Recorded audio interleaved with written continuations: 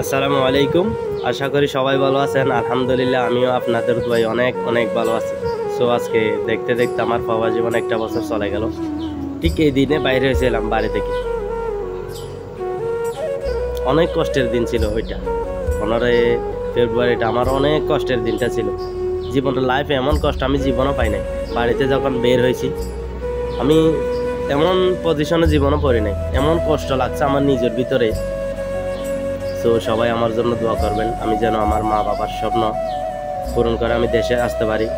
আর অনেক মিস করতেছি আমার বন্ধু বান্ধবকে, যারা আমার সাথে চলাফেরা করছে, একসাথে সময় কাটিয়েছি।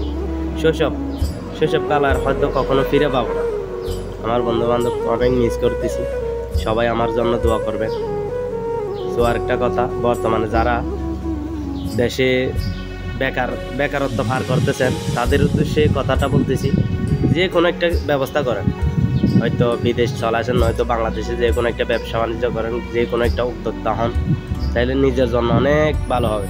কারণ বর্তমান সমাজে টাকা ছাড়া কারো মূল্য নাই। আপনার টাকা আছে, আপনার ফ্যামিলি বলেন, বন্ধু বান্ধব, আত্মীয় স্বজন সবাই আপনার খোঁজ নেবে। টাকা নেই কেউ ফিরেও তাকাইবে না।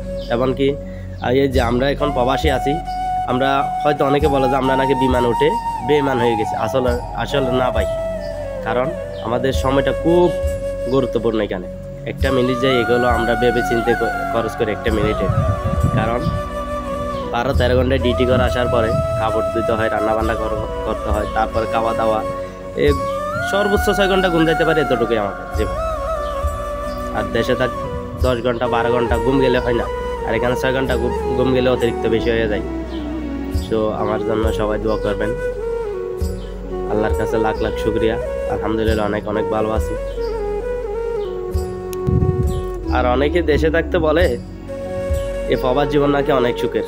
আসলে সুখের ভাই, কেন সুখ হবে না? কেন তো সুখ আর সুখ, টাকার মেশিন, টাকা নিয়ে বসে আছে। কেন এরকম না? কাজ করবেন, টাকা নেবেন, এতটুকুই। কাজ না করলে এখানে কেউ দিব না। একটা বন্ধু বান্ধব বলেন, এবং কি নিজে এমন লোক আছে নিজের বাইকে পর্যন্ত একবেলা খাবার দেয় না। এই প্রবাসটা হইলো এরকম ভয়ঙ্কর জিনিস। এই প্রবাস, এই যে এই ভয়ঙ্কর জায়গা, কেউ রুমের জায়গা দিবে না যদি টাকা না থাকে, যদি কাজ করতে না পারেন। এই প্রবাস। তো আমার অনেক বন্ধু বান্ধবকে আমি বলতে চাই, নিজে একটা কিছুর চেষ্টা কর। এই প্রবাসে আসার যদি চিন্তা ভাবনা থাকে, তাহলে নিজেকে অনেক কন্ট্রোল করবি, অনেক ভালোভাবে একটা ধৈর্য ধরার নিজেকে প্রশিক্ষণ নিয়ে আসতে হবে। প্রবাসে অনেক ধৈর্য ধরতে হবে। প্রবাসে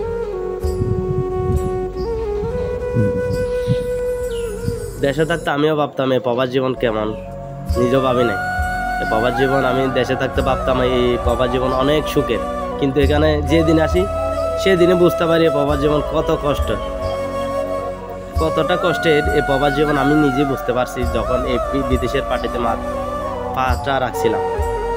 যখন আমার আব্বু বিদেশ থাকতো, মনে করছিলাম এমনি এমনি টাকাগুলো আসে, আমাদেরকে টাকাগুলো পাঠায়, আমরা খরচের জন্য টাকা নিই। হাইরে, এই শখের প্রবাসটাও না কি যে কষ্ট করে কাটাচ্ছি আল্লাহ। সো আপনারা বেশি বেশি করে দোয়া করবেন, আমি যেন আমার মা বাবার স্বপ্ন পূরণ করে তাড়াতাড়ি চলে যেতে পারি বাংলাদেশে। আর অনেক মিস করতেছি আমার কিছু বন্ধু বান্ধবকে, যাদের সাথে আমার শৈশব স্মৃতি সবগুলো আছে। অনেক মিস করতেছি বন্ধু তোদেরকে।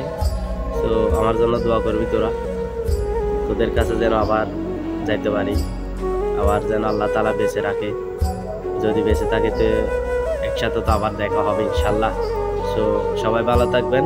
আসসালামু আলাইকুম।